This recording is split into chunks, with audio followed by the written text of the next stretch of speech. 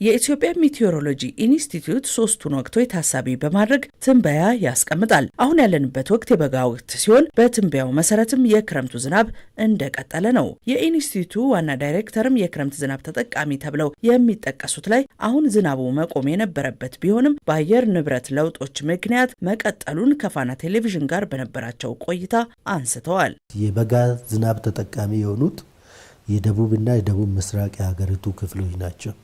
ይሄ ማለት ደቡብ ኦሮሚያን ጨምሮ የደቡብ ብሔር አካባቢ ያሉት ሲዳማ፣ ኮንሶ፣ ቡርጂ ዞኖች እንደገና ደግሞ የኦሮሚያ ደቡባዊ ክፍል ቦረና፣ ጉጂና የባሌ ቆላማ ዞኖችን ያካተተ ማለት ነው። በእነዚህ አካባቢዎች በጋ ሁለተኛ የዝናብ ወቅታቸው፣ በልግ ደግሞ ዋነኛ የዝናብ ወቅታቸው ነው ማለት ነው። ስለዚህ ለነዚህ አካባቢዎች አሁን የሚዘንበው ዝናብ ጥሩና በትክክለኛው ጊዜ የሚጠበቅ ዝናብ ነው ማለት ነው። አርሶ አደሩ ወቅቱን መጠቀም ከቻለ ለግብርና ስራው እንደሚያግዘው ሲነሳ ለማር አምራች አካባቢዎችና የመስኖ ልማት ስራዎች ለሚሰሩ በብዙ መልኩ ወቅቱ ያግዛልም ተብሏል። እንዲሁም ዘግይተው የተዘሩ ዘሮች እንዲያፈሩ ሲያግዝ የከርሰ ምድርና የገጸ ምድር ውሃን ለመያዝም እድል ይሰጣልም ተብሏል። ለከፊል አርብቶ አደርና ለአርሶ አደሩ ጥሩ የሆነ በጎ ጎን ይኖረዋል ማለት ነው። ከአሉታዊ ጎኑ አንጻር ከበጎ ጎኑ አንጻር ውሃ ለመያዝ ያግዛል። የግጦሽ ሳር እንዲኖር ያደርጋል። ይሄ ለከብቶችም ለእንስሳት ለሰዎችም የመጠጥ ውሃ እንዲኖር እድል ይሰጣል ማለት ነው።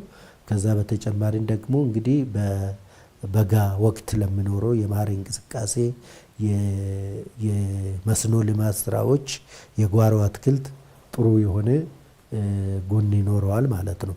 ኢቭን በበጋ ሁለተኛ ዝናብ ወቅታቸው በሆኑባቸው አካባቢዎችም እንዲሁም የክረምት ተጠቃሚ በሆኑ አካባቢዎችም ጥሩ የሆነ ከዚህ አንጻር በጎ ጎን የሚወሰድ ነገር ይኖረዋል። ኢንስቲትዩቱ እንደተነበየው የቀጠለውን ዝናብ መጠቀም ከተቻለ ምርትና ምርታማነትን ማረጋገጥ እንደሚቻል ሲነሳ በዘንድሮ ትንበያም ውርጭ እንደማያጋጥም ተጠቅሷል። ቀደም ተብሎ ለተዘሩ ዘሮች እህሎችና ወቅታቸው ለአጨዳ እየደረሱ ያሉ አካባቢዎች ላይ የራሱ የሆነ አሉታዊ ችግር ሊያሳርፍ ይችላል ማለት ነው።